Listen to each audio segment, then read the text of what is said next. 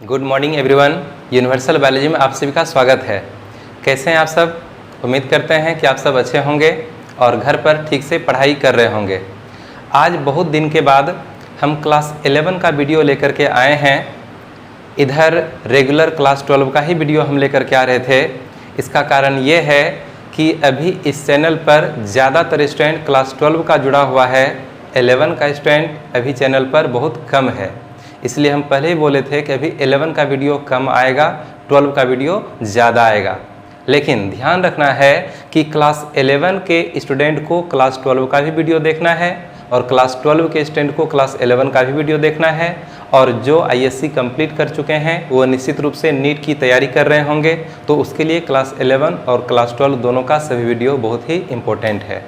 ठीक है, तो हम लोग क्लास 11 में सेल चैप्टर पढ़ रहे थे और सेल चैप्टर में ऑलरेडी हम लोगों ने 4 लेक्चर कंप्लीट कर लिया था। ठीक है, हमने समझ लिया कि सेल क्या होता है, एनिमल सेल का स्ट्रक्चर कैसा होता है, प्लांट सेल का स्ट्रक्चर कैसा होता है, प्लांट सेल और एनिमल सेल में क्या डिफरेंस होता है, और हमने सेल थ्योरी को भी समझा और सेल से रिलेटेड बहुत सारे पॉइंट्स को हमने समझा। ठीक है, आज हम लोग बात करने वाले हैं टाइप्स ऑफ सेल के बारे में, कोशिका के प्रकार के बारे में। बता दें कि टाइप्स ऑफ सेल का 2 वीडियो हम तैयार करेंगे। ये है पार्ट 1 और ठीक कल इसी समय में हम इसी टॉपिक का यानी टाइप्स ऑफ सेल का पार्ट 2 वीडियो भी अपलोड करेंगे। तो लगातार 2 दिन में ये एक टॉपिक कंप्लीट होगा, यानी कि टाइप्स ऑफ सेल, कोशिका कितने प्रकार के होते हैं, ये एक टॉपिक 2 वीडियो में खत्म होगा। ठीक है, तो एक तरफ से पढ़ते चलते हैं हम लोग। सबसे पहले जानते हैं कि सेल कितने प्रकार के होते हैं। ध्यान से समझना है, ठीक है, आराम से ध्यान से समझना है, सब कुछ समझ में आ जाएगा। और ज़्यादा से ज़्यादा चूँकि हम नोट्स भी लेक्चर के साथ साथ हम नोट्स भी प्रोवाइड कर रहे हैं, इसलिए हमको बोर्ड पर ज़्यादा से ज़्यादा चीज़ को लिखना पड़ता है, तो हमको थोड़ा छोटा छोटा करके लिखना पड़ रहा है। उम्मीद करते हैं कि ये सब आपको साफ साफ दिखाई पड़ रहा होगा, और अगर नहीं भी दिखाई पड़ रहा है तो चिंता मत करिएगा। जिस समय हम स्क्रीनशॉट लेने के लिए बोलेंगे उस समय ये फिगर साफ साफ जरूर दिखेगा। ठीक है, जो भी लिखा हुआ है वो सब चीज़ क्लीन दिखेगा। ठीक, तो पहले हम लोग समझते हैं कि सेल कितने प्रकार के होते हैं। देखिए, सेल होता तो है 3 प्रकार का, लेकिन न्यूक्लियस की बनावट के आधार पर सेल 2 ही प्रकार का होता है। अगर हम ओवरऑल टाइप्स ऑफ सेल की बात करें तो सेल 3 प्रकार के होते हैं, लेकिन न्यूक्लियस की बनावट के आधार पर सेल 2 ही प्रकार के होते हैं। तो हम लोग तीनों प्रकार के यानी जितना भी टाइप्स का सेल होता है ना, सब चीज के बारे में एक तरफ से पढ़ेंगे। देखते हैं पहले यहाँ पर क्या लिखा हुआ है कि सेल्स 3 प्रकार के होते हैं। कौन कौन? एक है प्रोकैरियोटिक सेल, दूसरा है यूकैरियोटिक सेल और तीसरा है मेसोकैरियोटिक सेल। ठीक नीचे के लाइन में लिखा हुआ है कि न्यूक्लियस की बनावट के आधार पर सेल्स 2 प्रकार के होते हैं। कौन कौन? एक हो गया प्रोकैरियोटिक सेल और एक हो गया यूकैरियोटिक सेल। ठीक, तो अगर हम 3 प्रकार का बोलेंगे तो बोलेंगे सेल 3 प्रकार के कौन कौन से हैं। एक है, पहला है प्रोकैरियोटिक सेल, दूसरा है यूकैरियोटिक सेल और तीसरा है मेसोकैरियोटिक सेल। अगर हम न्यूक्लियस की बनावट के आधार पर बात करें, केंद्रक की बनावट के आधार पर बात करें, तो बोलेंगे कि सेल 2 प्रकार के होते हैं। एक हो गया प्रोकैरियोटिक सेल और एक हो गया यूकैरियोटिक सेल। तो हम लोग तीनों प्रकार के सेल के बारे में एक तरफ से पढ़ेंगे। सबसे पहले देखते हैं कि प्रोकैरियोटिक सेल और यूकैरियोटिक सेल क्या होता है। जब हम प्रोकैरियोटिक सेल और यूकैरियोटिक सेल को समझ जाएंगे तो फिर तीसरा टाइप मेसोकैरियोटिक सेल को भी समझेंगे। ठीक है, प्रो का मतलब होता है, ये जो है ना प्रो का मतलब होता है प्रीमिटिव। प्रीमिटिव मतलब हो गया अत्यंत पुराना, प्राचीनतम, पुराना प्रकार का। ठीक है, और कैरियोटिक का मतलब होता है कैरियन यानी कि न्यूक्लियस यानी कि केंद्रक, यानी कि जिस सेल के अंदर पुराना प्रकार का प्रीमिटिव टाइप का न्यूक्लियस होगा, जिस सेल के अंदर प्रीमिटिव टाइप का न्यूक्लियस यानी कि पुराने प्रकार का केंद्रक होगा, उस सेल को हम बोलेंगे प्रोकैरियोटिक सेल। और यू का मतलब होता है एडवांस, न्यू या एडवांस, आधुनिक प्रकार का, और कैरियोटिक मतलब हो गया न्यूक्लियस, यानी कि जिस सेल के अंदर एडवांस टाइप का न्यूक्लियस होगा, यानी कि आधुनिक प्रकार का विकसित टाइप का न्यूक्लियस होगा, उस सेल को हम बोलेंगे यूकैरियोटिक सेल। अब मीसोकैरियोटिक सेल क्या होता है? मीसो का मतलब होता है दो के बीच में, मीसो का मतलब होता है दो के बीच में, और कैरियोटिक यानी कि न्यूक्लियस, यानी कि एक हो गया प्रोकैरियोटिक सेल, एक हो गया यूकैरियोटिक सेल, और दोनों के बीच का जो सेल होता है ना, उसी को हम बोलते हैं मीसोकैरियोटिक सेल। इसे हम लोग ठीक से समझते हैं फिगर के आधार पर। ये जो फिगर है, ये है, दोनों फिगर काफी सिंपल टाइप का है, ये रफ टाइप का हम फिगर बनाए हुए हैं। ये है प्रोकैरियोटिक सेल का फिगर और ये है यूकैरियोटिक सेल का फिगर। नाम लिख देते हैं, ये हो गया प्रोकैरियोटिक सेल और ये हो गया यूकैरियोटिक सेल। ठीक है, ये हो गया यूकैरियोटिक सेल। हम लोग जो प्लांट सेल का फिगर देखे, एनिमल सेल का फिगर देखे, वो यूकैरियोटिक सेल था। उसमें क्या था? उसमें जो न्यूक्लियस था ना, वो चारों ओर से न्यूक्लियर मेम्ब्रेन से घिरा हुआ था। यहाँ पर ये जो न्यूक्लियस है, ये जो न्यूक्लियस है ना, ये चारों ओर से न्यूक्लियर मेम्ब्रेन से घिरा हुआ है। तो अगर न्यूक्लियस के चारों ओर न्यूक्लियर मेम्ब्रेन प्रेजेंट है, तो ऐसे न्यूक्लियस को हम कहते हैं ट्रू न्यूक्लियस। ऐसे न्यूक्लियस को क्या बोलेंगे? True nucleus. हिंदी में बोलेंगे वास्तविक केंद्रक। हम बोले अगर न्यूक्लियस के चारों ओर न्यूक्लियर मेम्ब्रेन प्रेजेंट है, तो हम ऐसे न्यूक्लियस को कहेंगे ट्रू न्यूक्लियस। यानी कि ट्रू न्यूक्लियस में क्या होता है? न्यूक्लियर मेम्ब्रेन प्रेजेंट रहता है, न्यूक्लियर मेम्ब्रेन प्रेजेंट रहता है कि नहीं? और यहां पर हम देख रहे हैं कि ये जो न्यूक्लियस है, इसके चारों ओर न्यूक्लियर मेम्ब्रेन नहीं है। इस फिगर में अंदर में केवल जेनेटिक मटेरियल है, यहाँ पर चारों ओर से न्यूक्लियर मेम्ब्रेन मौजूद नहीं है। तो हम ऐसे न्यूक्लियस को बोलेंगे, ऐसे न्यूक्लियस को बोलेंगे फॉल्स न्यूक्लियस। ऐसे न्यूक्लियस को क्या बोलेंगे? False nucleus. एक हो गया ट्रू न्यूक्लियस, एक हो गया फॉल्स न्यूक्लियस। ट्रू न्यूक्लियस क्या है? वैसा न्यूक्लियस जिसके चारों ओर न्यूक्लियर मेम्ब्रेन प्रेजेंट रहता है, उसे ही हम ट्रू न्यूक्लियस कहते हैं। और फॉल्स न्यूक्लियस क्या है? तो वैसा न्यूक्लियस जिसके चारों ओर न्यूक्लियर मेम्ब्रेन नहीं रहता है, उसे हम फॉल्स न्यूक्लियस कहते हैं। ठीक है, अब ये जो फॉल्स न्यूक्लियस है, इस फॉल्स न्यूक्लियस को हम न्यूक्लियोइड भी कहते हैं। इस फॉल्स न्यूक्लियस को क्या बोलेंगे? न्यूक्लियोइड भी बोलेंगे, या फिर हम इसको जीनोफोर भी बोलेंगे। क्या बोलेंगे? इसको जीनोफोर भी बोलेंगे। या फिर ये है आखिर क्या चीज? फॉल्स न्यूक्लियस हो गया, न्यूक्लियोइड हो गया, या जीनोफोर हो गया। आखिर ये जो हम रेड कलर से यहाँ पर दो स्ट्रैंड वाला ये जो हम एक सर्कुलर टाइप का स्ट्रक्चर बनाए हुए हैं, ये है क्या? तो ये है डीएनए। ये क्या है? डीएनए। ये है सर्कुलर डीएनए। ठीक है, सर्कुलर डीएनए। तो अब समझते हैं कि प्रोकैरियोटिक सेल और यूकैरियोटिक सेल होता क्या है।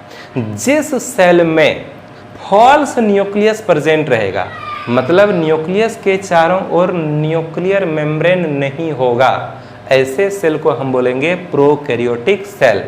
वह सेल जिसके न्यूक्लियस के चारों ओर न्यूक्लियर मेम्ब्रेन नहीं होता है, ऐसे सेल को हम बोलते हैं प्रोकैरियोटिक सेल। और प्रोकैरियोटिक सेल का जो न्यूक्लियस है वो क्या कहलाएगा? फॉल्स न्यूक्लियस, या उसके फॉल्स न्यूक्लियस को हम कहते हैं न्यूक्लियोइड या जीनोफोर, या फिर वो होता क्या है? तो सर्कुलर डीएनए होता है। और यूकैरियोटिक सेल क्या होता है? तो वह सेल जिसमें ट्रू न्यूक्लियस प्रेजेंट रहता है, अर्थात न्यूक्लियस के चारों ओर न्यूक्लियर मेम्ब्रेन प्रेजेंट रहता है, तो ऐसे सेल को हम कहते हैं यूकैरियोटिक सेल। इतना समझ में आया? अब जरा सा ध्यान देना है कि न्यूक्लियस के अंदर जो मटेरियल जो भी प्रेजेंट है ना, उसको हम कहते हैं जेनेटिक मटेरियल। न्यूक्लियस के अंदर में जो कुछ भी रहता है ना, उसको बोलते हैं जेनेटिक मटेरियल। मतलब ये कि यूकैरियोटिक सेल में जेनेटिक मटेरियल के चारों ओर न्यूक्लियर मेम्ब्रेन प्रेजेंट है। प्रोकैरियोटिक सेल में जेनेटिक मटेरियल के चारों ओर न्यूक्लियर मेम्ब्रेन नहीं है।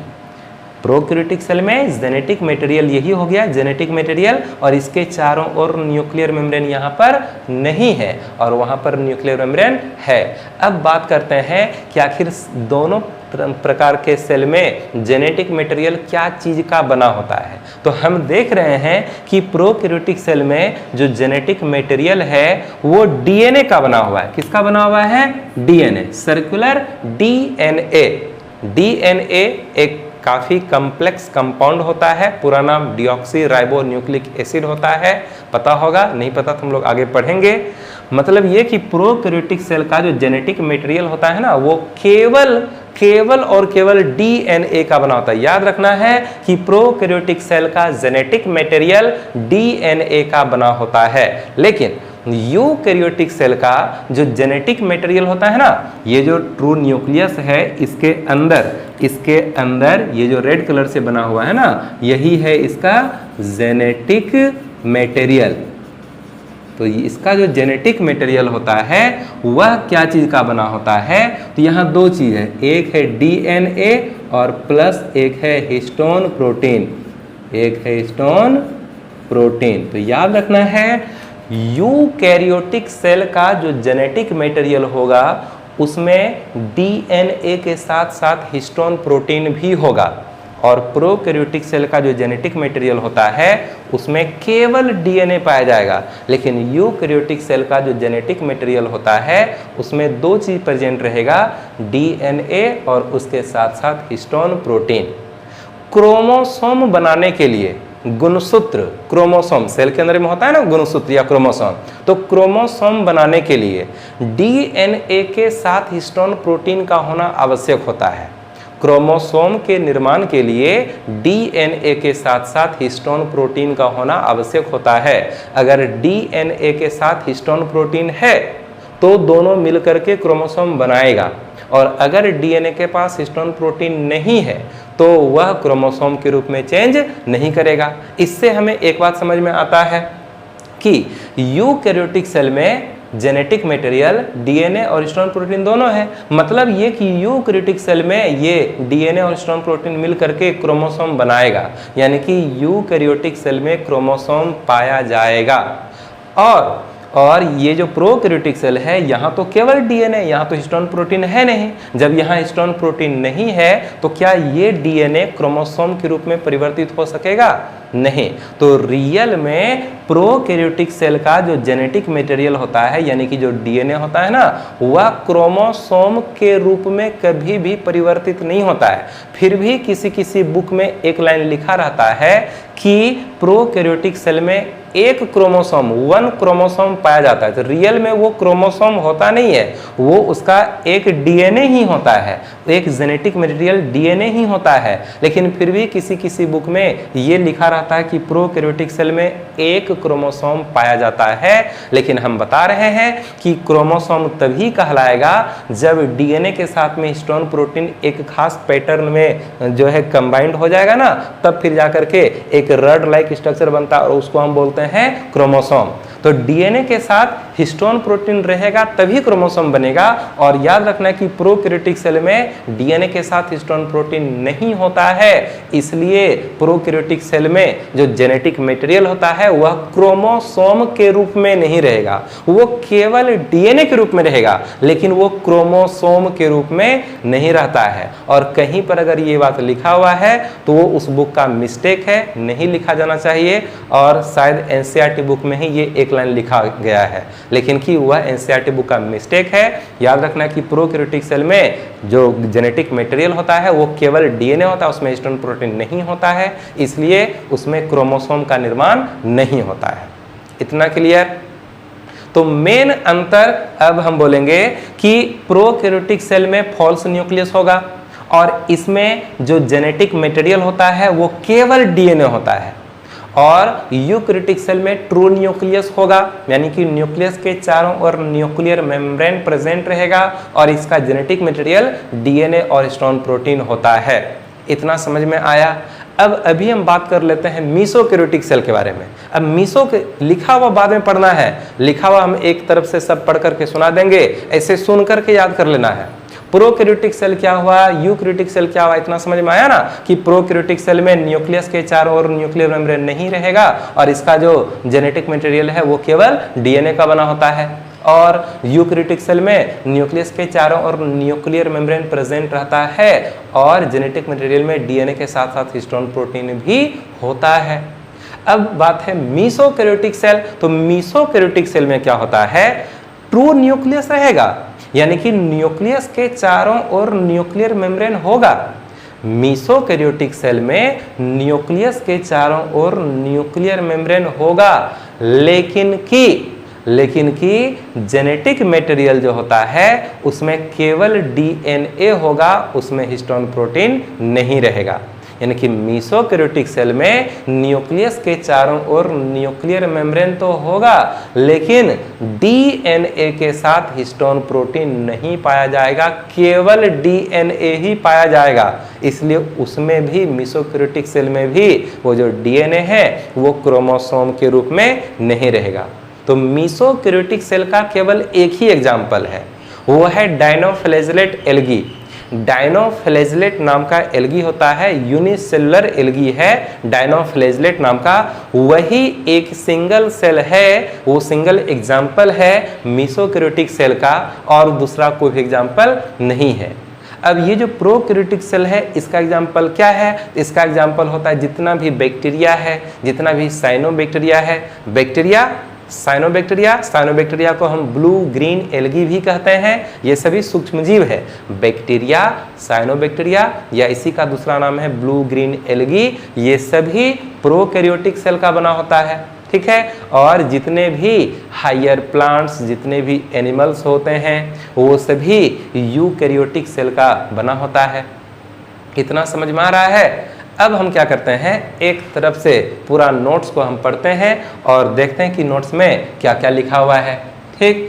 तो पहले है प्रोकैरियोटिक सेल, ध्यान से समझते चलना। प्रोकैरियोटिक सेल वह सेल जिसमें फॉल्स न्यूक्लियस प्रेजेंट रहता है, अर्थात जेनेटिक मटेरियल के चारों ओर न्यूक्लियर मेम्ब्रेन नहीं रहता है, उसे प्रोकैरियोटिक सेल कहते हैं। किसी को दिक्कत? आगे लिखा हुआ है इसके फॉल्स न्यूक्लियस को न्यूक्लियोइड या ज़ीनोफोर कहते हैं। ये जो फॉल्स न्यूक्लियस है ना, इसको हम क्या बोलते हैं, न्यूक्लियोइड या फिर ज़ीनोफोर कहते हैं, ठीक है। आगे देखो क्या है, इसका जेनेटिक मटेरियल केवल डीएनए का बना होता है, इसमें हिस्टोन प्रोटीन नहीं होता है। क्लियर? आगे देखो क्या है, जिस जीव का शरीर प्रोकैरियोटिक सेल का बना होता है उसे हम प्रोकैरियोट कहते हैं। जैसे बैक्टीरिया का शरीर प्रोकैरियोटिक सेल का बना हुआ है तो हम बैक्टीरिया को बोलेंगे प्रोकैरियोट, ठीक है।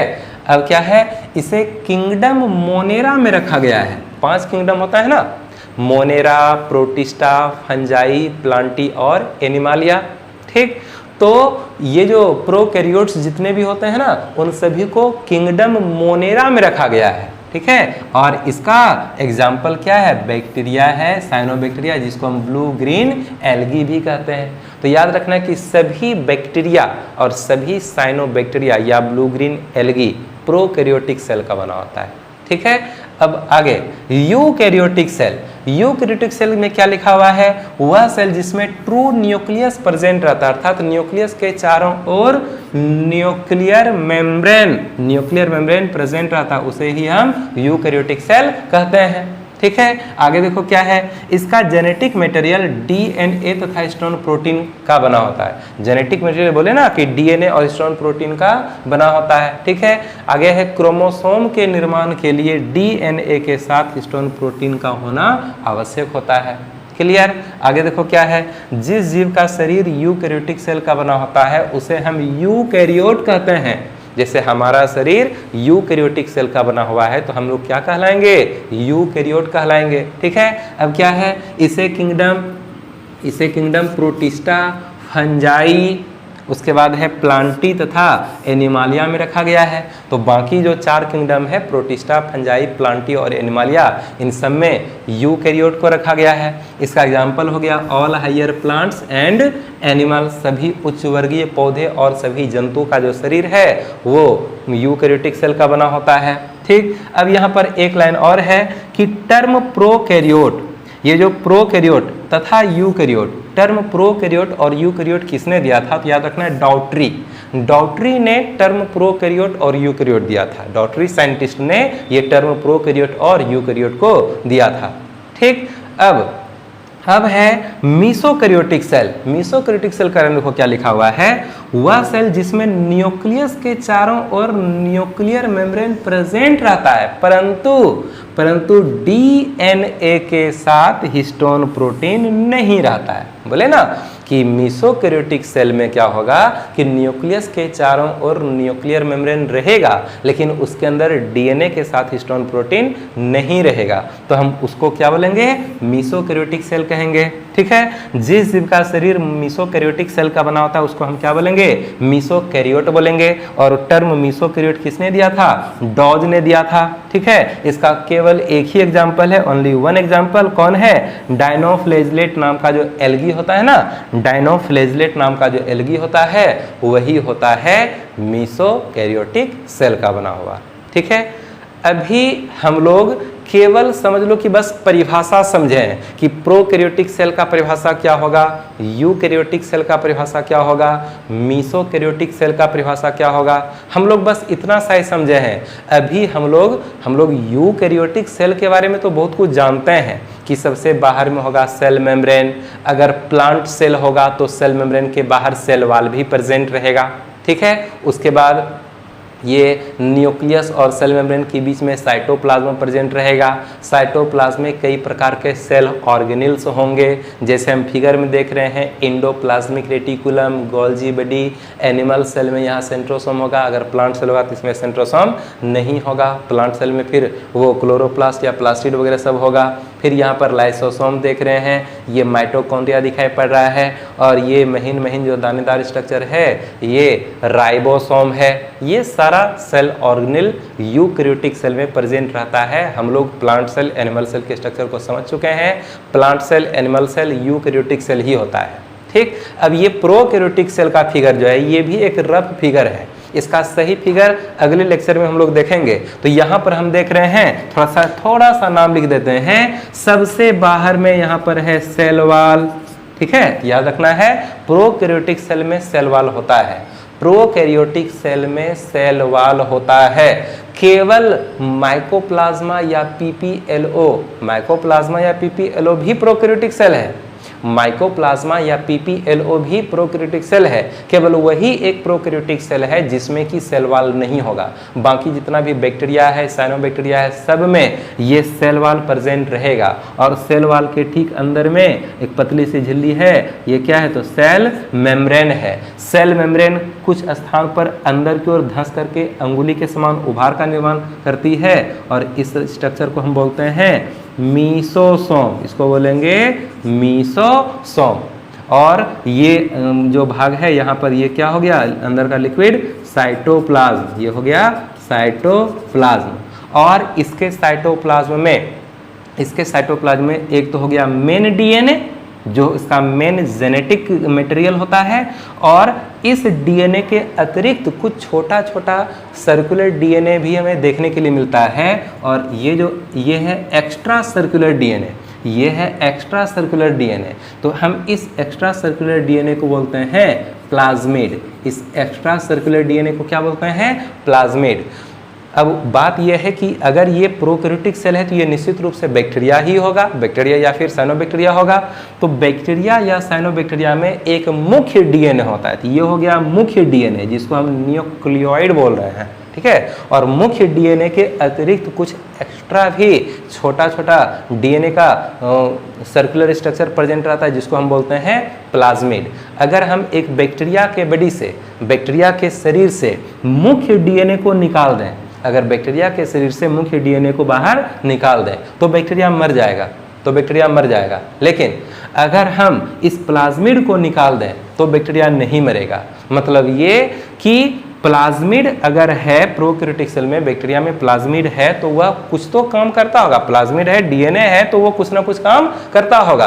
प्लाज्मिड भी डीएनए ही होता है, प्लाज्मिड भी जो है ना, ये भी क्या है, एक्स्ट्रा डीएनए होता है, ठीक है, अतिरिक्त डीएनए का गुच्छा रहता है।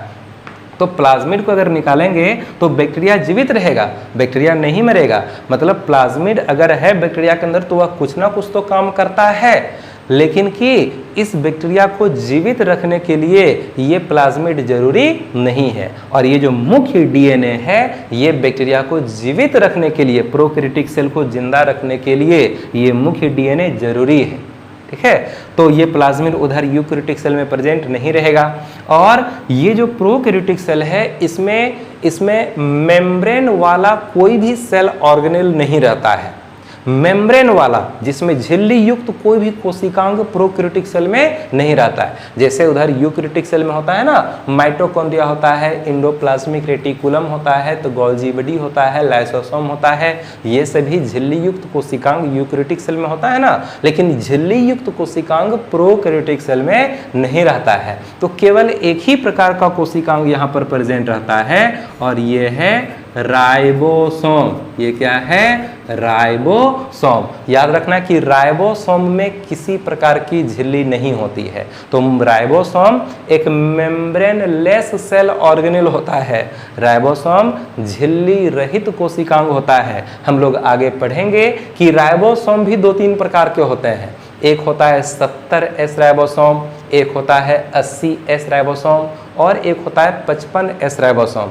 तो यहाँ पर ये जो प्रोकैरियोटिक सेल है इसका जो राइबोसोम होता है वो 70S टाइप का होता है। प्रोकैरियोटिक सेल का जो राइबोसोम होता है वो 70S टाइप का होता है और यूकैरियोटिक सेल के अंदर जो राइबोसोम होता है वो 80S टाइप का होता है। हम आगे बात करेंगे, जब राइबोसोम पढ़ेंगे, जल्दी ही पढ़ने वाले हैं, तो फिर हम आगे 70 राइबोसोम के प्रकार को भी समझेंगे। तो अभी हम लोग बस इतना समझ गए कि सेल 3 प्रकार के होते हैं। न्यूक्लियस की बनावट के आधार पर सेल 2 ही प्रकार के होते हैं, एक प्रोकैरियोटिक सेल, एक यूकैरियोटिक सेल, एक हो गया मेसोकैरियोटिक सेल।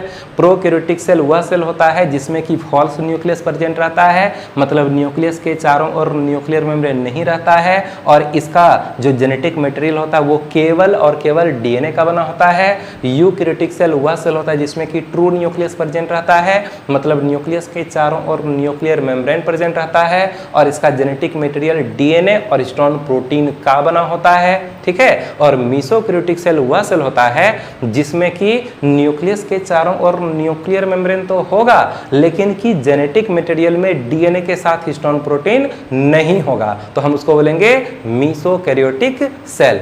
तो ये टाइप्स ऑफ सेल का पार्ट 1 वाला वीडियो है, ठीक है। और पहले इसका स्क्रीनशॉट लेना है। हम बताते हैं अभी तुरंत कि अगले क्लास में हम लोग यानी कि पार्ट 2 में हम लोग क्या पढ़ने वाले हैं, तो पहले इसका स्क्रीनशॉट ले लो।